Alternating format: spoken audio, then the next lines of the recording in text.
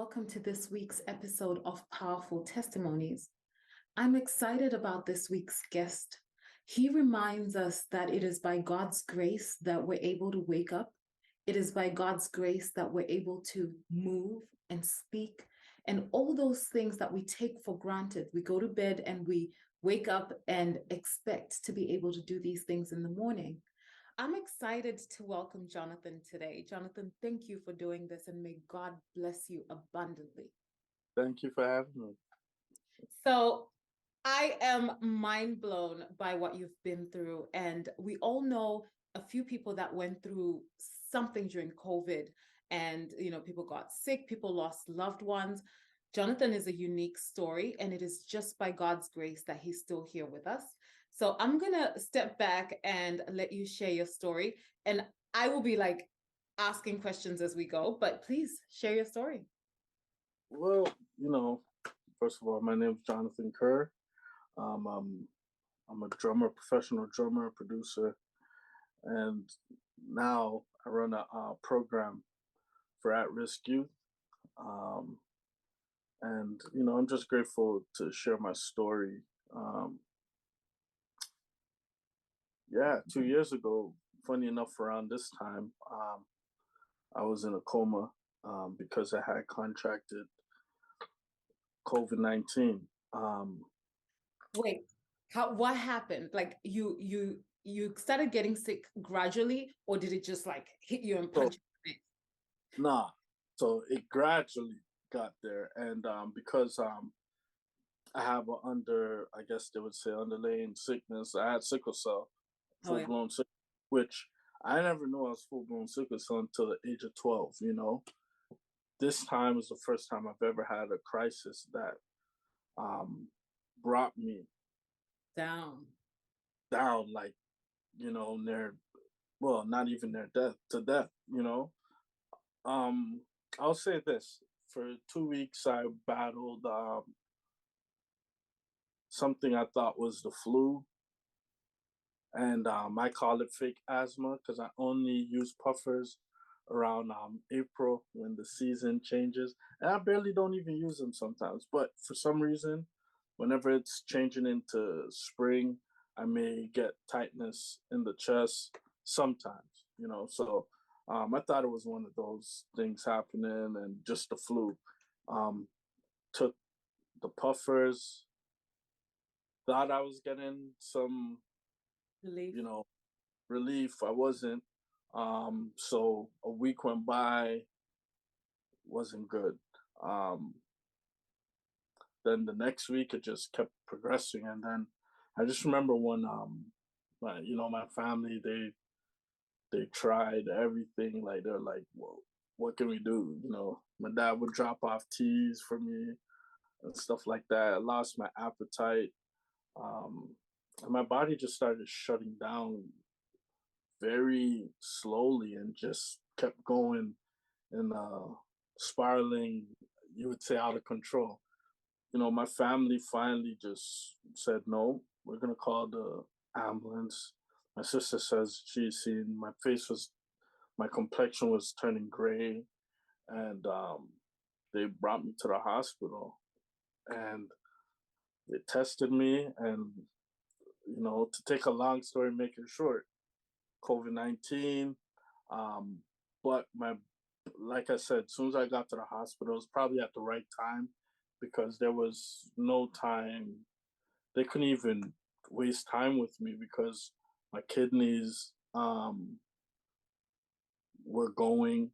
Like, I had at one point my kidneys, and I have the scar to prove it. I was on dialysis. And that's a miracle in itself because I'm not on it.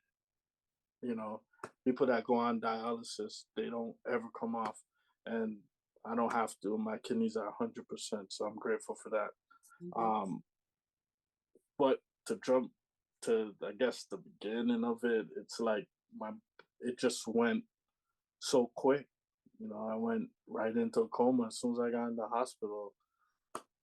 3 hours, I was fighting for my life.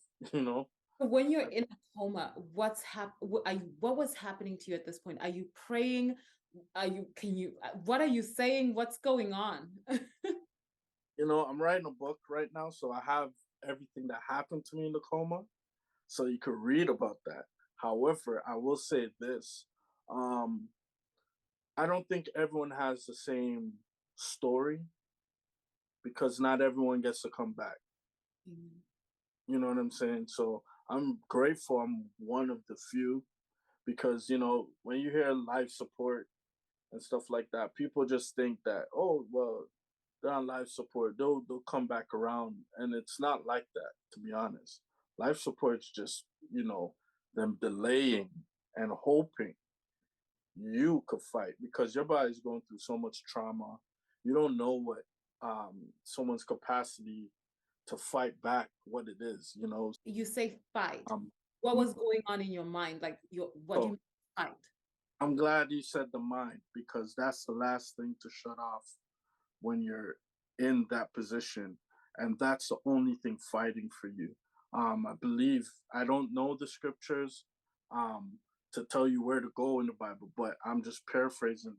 The Bible does tell us our mind is a battlefield, and if I could tell anyone, I've never allowed much things to mess with my mind. My mind is somewhere there where I keep safe, and sometimes I do get discouraged, but I realize my mind is my playground for my dreams and the things I want to see manifested in my life.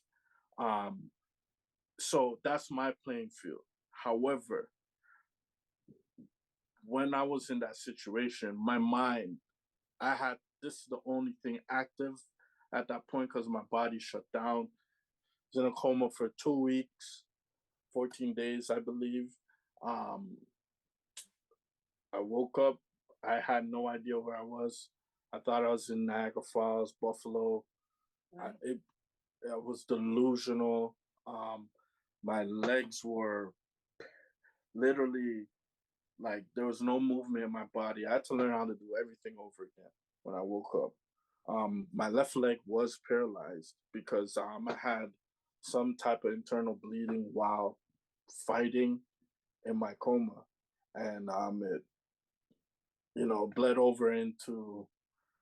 I don't want to get into the medical terms because I really don't understand all of it, but it blocked something which allowed my left leg to literally be paralyzed, and I lost the function of one of the main nerves we use, um, called our femoral nerve, and I had to go through a process which I'm still going through. I wear a knee brace.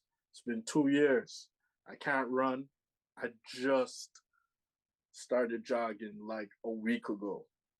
So I'm happy with my Yeah. with the improvements I'm making. It's rough when you're used to being on the run and you're always on the go. But one thing I learned in this process, in this situation, and this process is when I went to rehab, my occupational therapist told me, listen to your body, because your body speaks to you.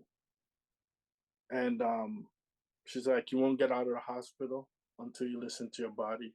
And that's all I've been doing. I've been listening to my body. I'm not perfect at it all the time, but I take life very. I always took it serious, but now it's even more serious to me. I don't like to waste time. It's um, my peace is value. I put value on how I want. I don't care what anyone says.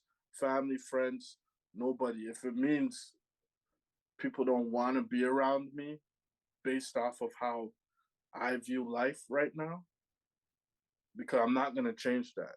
My peace means everything to me. Your faith through all of this. How did that serve you, and what was your relationship with God through all of this? Well, to be honest, my relationship with God, I always think I have a great relationship with Him because one, I never profess to be like the perfect person, And when you read the book, you're gonna hear what God said to me and how He thought of me. Because I wasn't supposed to be even born. So from the beginning of time, me, my mom will tell you I'm a miracle baby because she wasn't actually supposed to have any babies. She didn't even know that she was pregnant with me.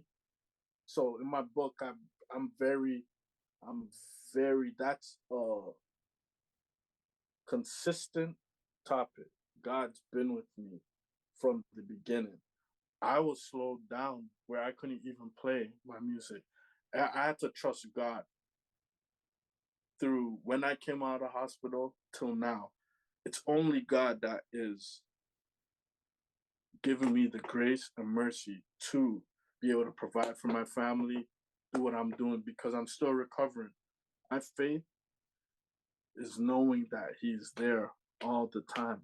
Whatever I need, He provides. Not what I want, but what I need. You know, it's a difference between wants and needs. And to be honest, there's nothing that I want That you need. because I have everything I need Amen. to create my wants, if that makes sense. So, That. You have everything you need to create your wants. Amen.